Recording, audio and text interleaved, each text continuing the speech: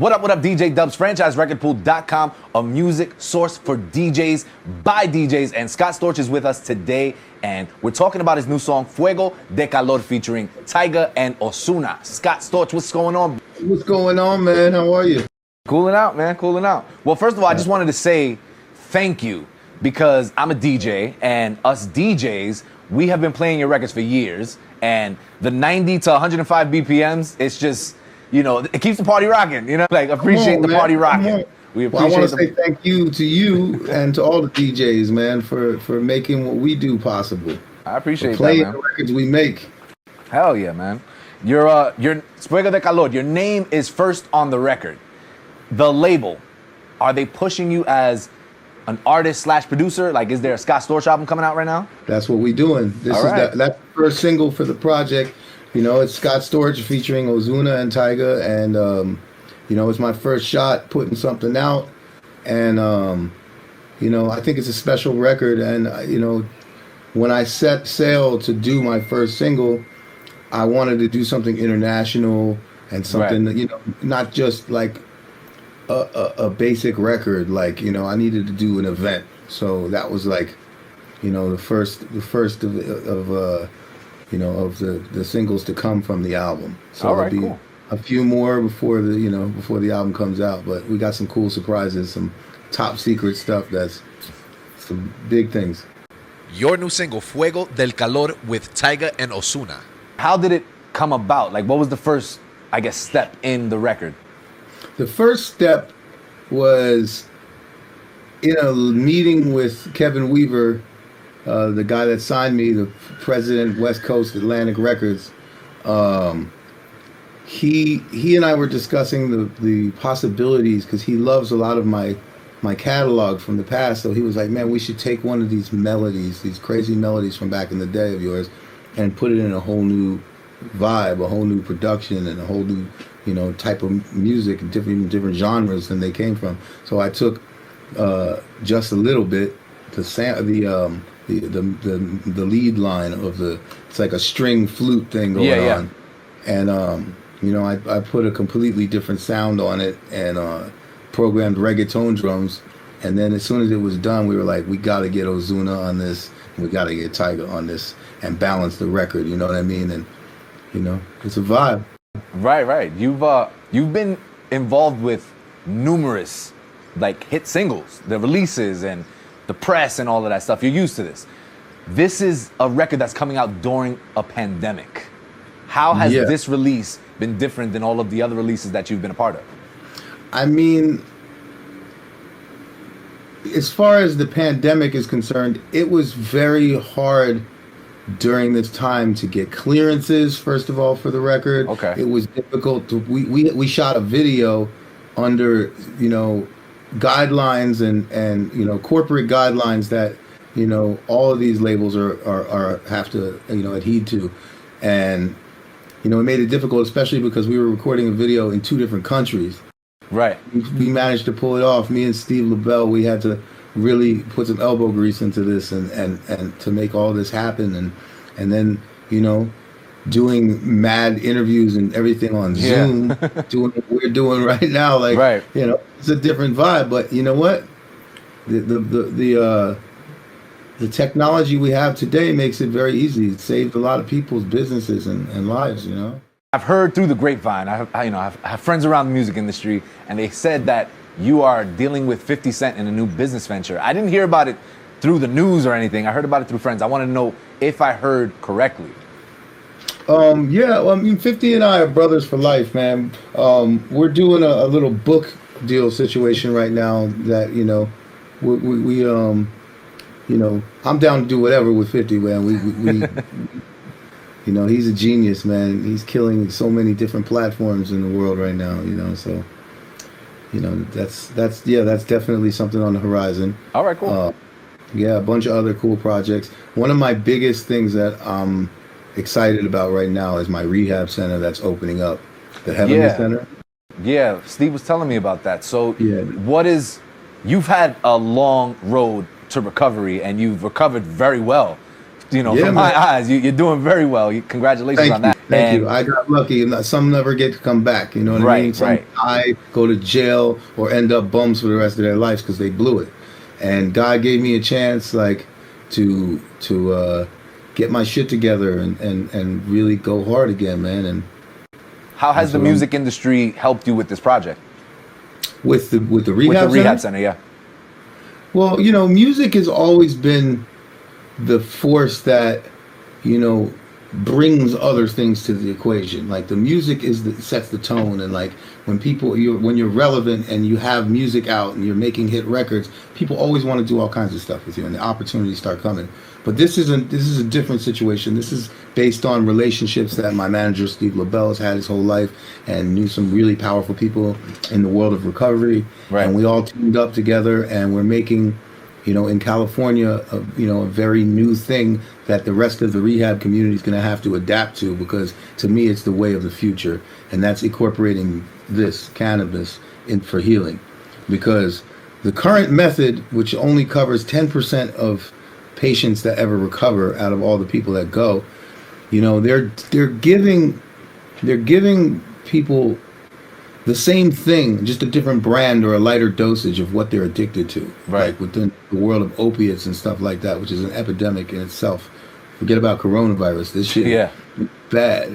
Right. Like, and to get somebody through the process of recovery, it's like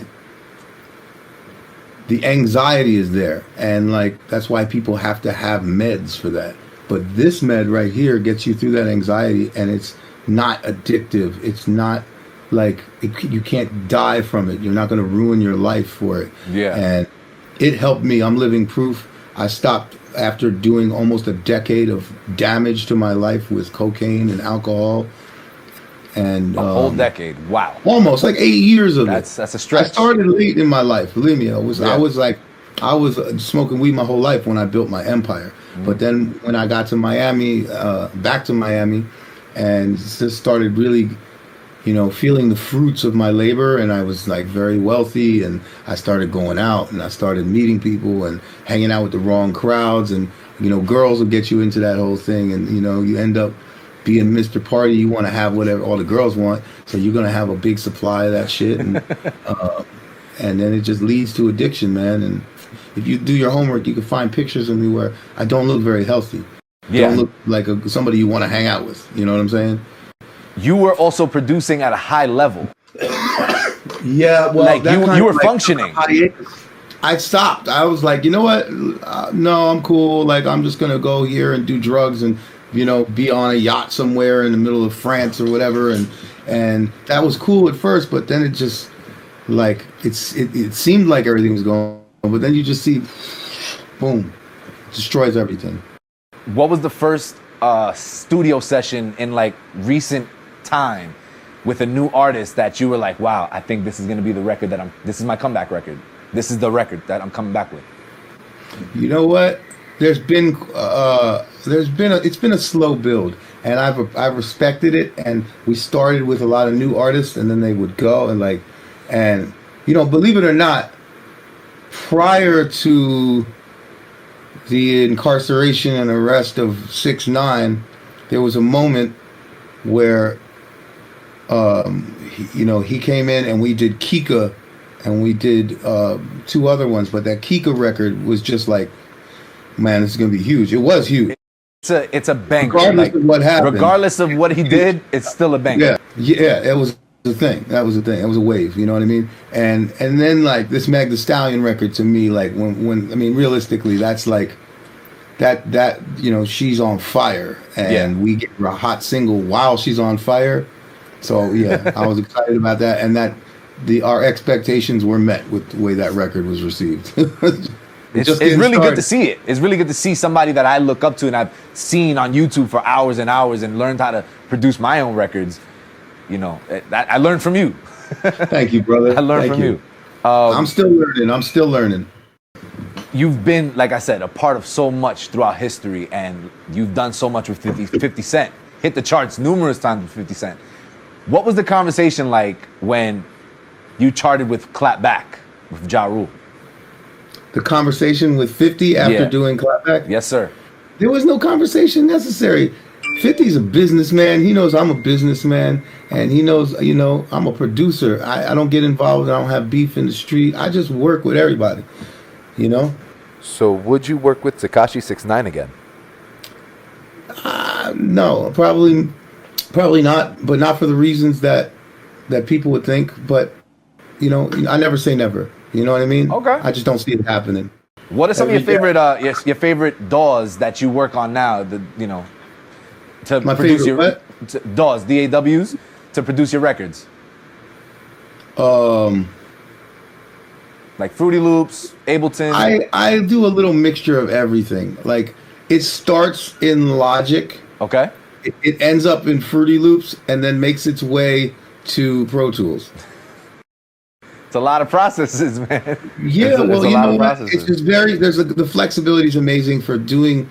Like, I use Logic almost like it's a conventional tape recorder. Like, I just play because I play. So I'm not chopping up one bar. It's like I play for a minute and then like we get 8 or 16 bar loops out of it. And then to give it that crunch, we switch over to like, the FL world, because that has a certain desirability within the low end, and the things that the crunch you can get out of with filtering and gross beats and all these different things. Right. And then it enters the world into Pro Tools for arrangement and editing and vocals. Any new records that are coming out that we don't know that are, that's on the bill yet? We got a bunch of stuff. There's stuff I don't want to talk about, but there's a cool record that's finally seeing the light of day. It was leaked out a long time ago, but it's Trippie Redd and Sway Lee, and I think it's a cool record. And that's called TR66, and but there's a lot of stuff. So a lot of the stuff I don't want to, like, in the world of getting things cleared, in the world of getting like, you don't want to announce things too soon. It's a very sensitive subject sometimes. The new records that are coming. Chloe and Halle record, Do It, by the way, is out, and it's popping. It's really doing well in the world of urban. Gotcha. That's what I was going to ask about, the next wave of singles that are going to be coming from the Atlantic Records project. What do you have to say about that? Those are... I'm on my Khaled shit. What does it sound like? Is it a trap? Like, is it a bunch of trap stuff? Is it like dance stuff? It's eclectic. It's musical schizophrenia. It's musical. I'm gonna quote you on that. Musical schizophrenia. That's good. Yeah. I like it. Because I've been doing this shit for 30 years. Yeah. You tell me I make hip hop. I've made 90 different kinds of hip hop. Right. I started out with the Roots, and we were doing neo souls, hip hop, jazz, shit like Jill Scott, Erykah Badu sounding stuff. Soulful, funky, James Brown breakbeats and whatever, and that led to me becoming like a part of the rebirth of West Coast hip hop. Right. In the early 2000s, late 90s, and then off to Miami to create what you were talking about earlier, which is that 95 to 100 and whatever. Yeah.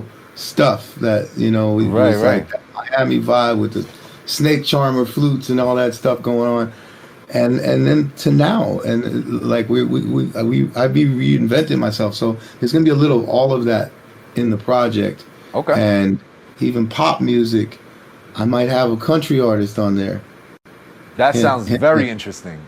Diplo made some amazing strides in weaving country music into like a cool thing to do. So, like him, Avicii, stuff, people like that. Shout out to Diplo, he's the man. Yeah. Very cool. But there's there's no rhyme or reason for me. When people ask me what kind of music you like, I just say good music. Well, you came into the game during a time of physical CD sales. Yes. Now everything's digital. There's subscription services and everything like that. Do you trust the numbers? I don't have a choice. I gotta make the best of it, which just means because the numbers suck compared to the way they used to, how we get paid for music, I just got to do that much more if I really want to like kill it in music.